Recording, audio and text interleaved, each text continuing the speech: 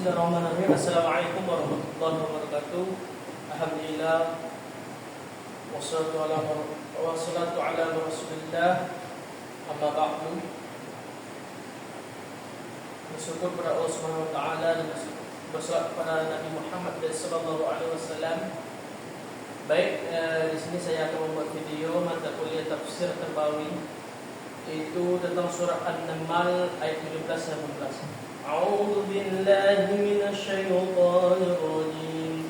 Bismillahirrahmanirrahim.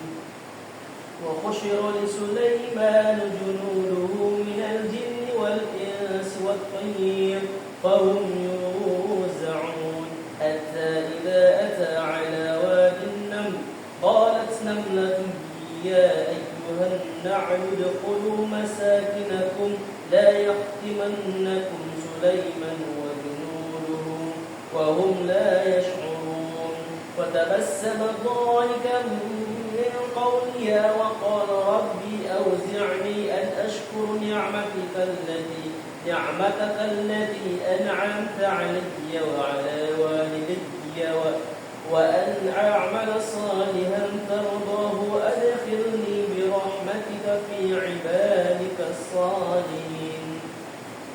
Artinya, dan untuk Sulaiman dikumpulkan bela tentara dari jin, manusia dan burung, lalu mereka berbaris dengan hingga ketika mereka sampai di lembah semut, berkata seekor semut dalam sarang-sarangmu agar kamu tidak diinjak oleh Sulaiman dan bala tentaranya, sedangkan mereka tidak mendengar.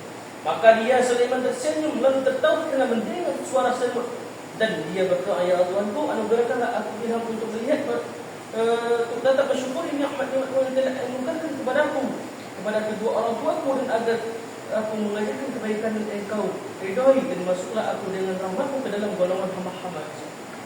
Jadi di dalam ayat ini dapat kita ambil konsep pendidikannya. Yang pertama adalah kewaspadaan dan persiapan.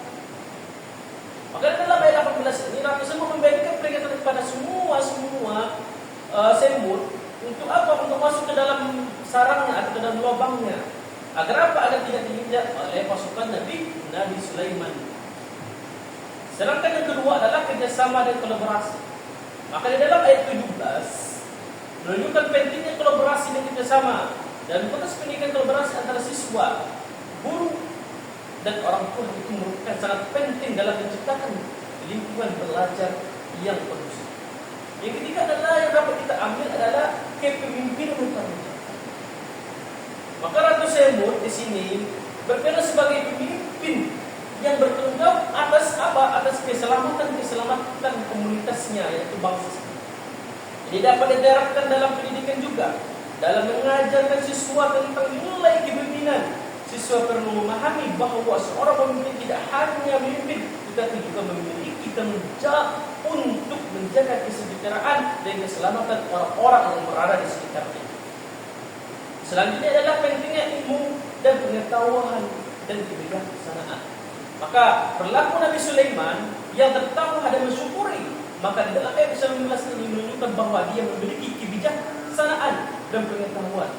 Maka pendidikan tidak hanya sebatas penguasaan materi pelajaran, tetapi juga pengembangan sikap bijaksana dalam menghadapi kehidupan. Guru dapat menanamkan nilai-nilai dengan memberikan contoh-contoh nyata dan mengajak siswa adult bersedar diri untuk merenungkan tindakan mereka serta dampak terhadap orang lain. Yang terakhir adalah menghargai sikap. Maka di dalam ayat ini bahwa pesan Ratu Semut itu menunjukkan bahwa setiap makhluk, tidak peduli seberapa besar, seberapa kecilnya, memiliki nilai-nilai dan perannya masing-masing. Maka di dalam pendidikan juga mengajarkan siswa berapa menghargai, betapa kita menghormati seseorang orang terlepas dari latar belakang atau status yang mereka. Maka pelajaran tentang empati, tentang toleransi, rasa hormat harus dimasukkan ke dalam hati kita, harus dimasukkan ke dalam kurikulum untuk membangun apa? Untuk membangun masyarakat yang harmonis dan inklusif. Mungkin ini yang dapat saya sampaikan, kurangnya mohon maaf. Wabillahi taufiq wal hidayah. Wassalamualaikum warahmatullahi wabarakatuh.